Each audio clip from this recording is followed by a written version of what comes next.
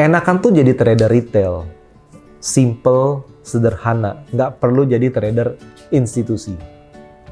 Di video kali ini kita akan bahas kelebihan-kelebihan dari trader retail dibandingkan investor institusi. Bersama saya, Rio Rizaldi. Thank you untuk teman-teman yang sudah subscribe channel ini.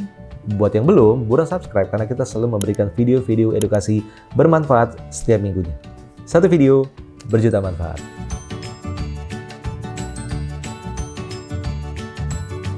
Ada orang yang bilang bahwa enakan jadi institusi ya, biar dia bisa punya power membeli yang besar dan bisa menggerakkan harga saham. Well, itu benar. Tapi pada dasarnya institusi itu dibatasi oleh regulasi-regulasi, teman-teman. Jadi sebenarnya kita sebagai retail itu nggak ada masalah tetap menjadi trader retail ataupun investor retail. Kenapa, teman-teman? Pertama, kebebasan dalam membeli saham. Kalau institusi, dia tidak bisa semaunya membeli saham. Contohnya fund manager. Ketika membeli saham yang ada di watchlist atau stock universe, ya mereka tinggal beli. Karena itu udah part of their portfolio managementnya.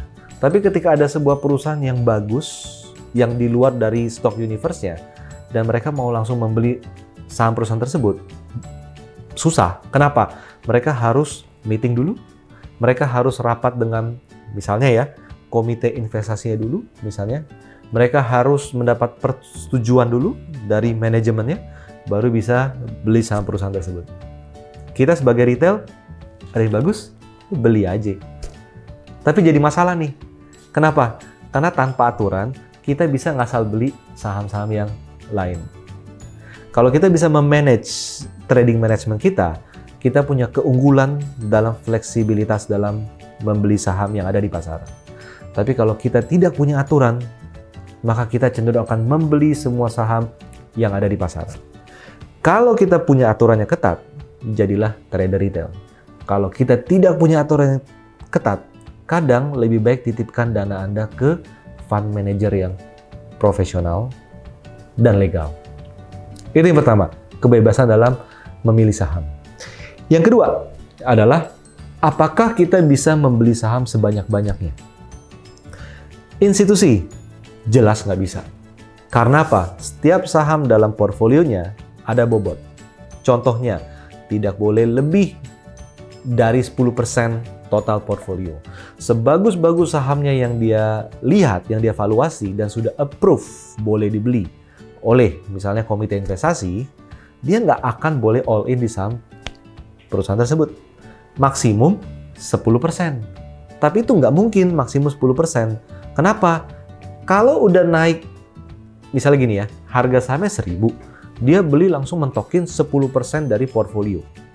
10%. Kelolaannya misalnya 100 miliar, gampangnya gitu ya, 100 miliar.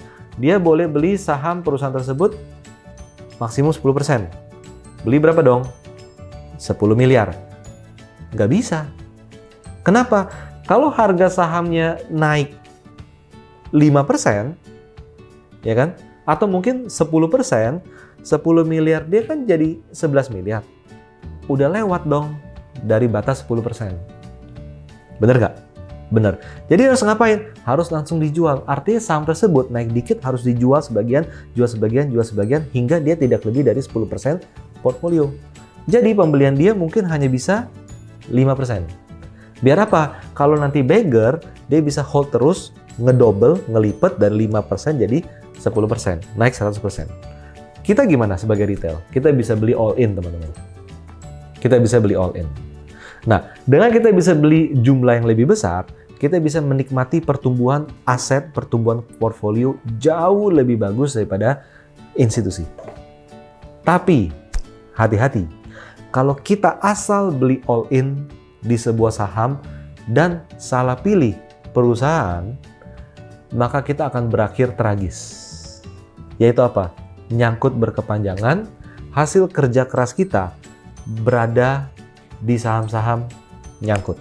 Karena salah beli saham dan belinya kebanyakan.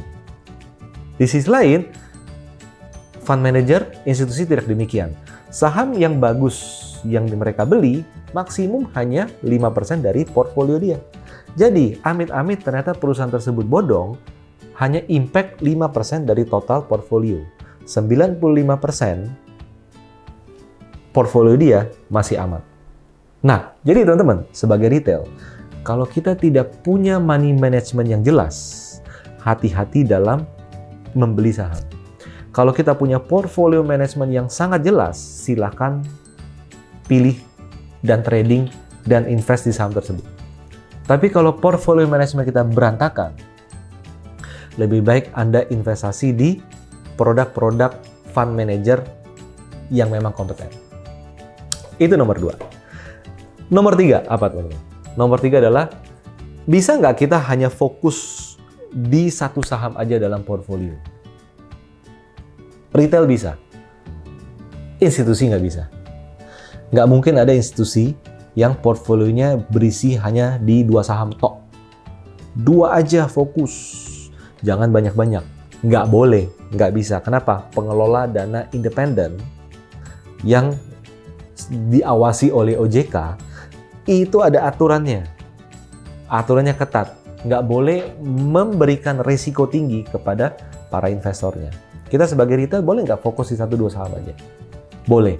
Tadi di poin nomor 2 adalah beli sebanyak-banyaknya. Boleh. Nah sekarang jadi kita bicara mengenai fokus di 1 atau 2 saham. Boleh nggak? Kita sebagai retail boleh. Nah, tapi balik lagi. Bersinggungan dengan tadi poin nomor 2. Bahwa apa? Apakah Anda punya portfolio dan risk management yang jelas? Kalau iya, silakan dilakukan. Tapi kalau Anda berantakan dalam portfolio management ataupun risk management, lebih baik apa? Jangan trading sendiri. Mendingan Anda beli reksadana yang dikelola dengan lebih profesional, dengan risk management yang jelas, dengan portfolio management yang jelas.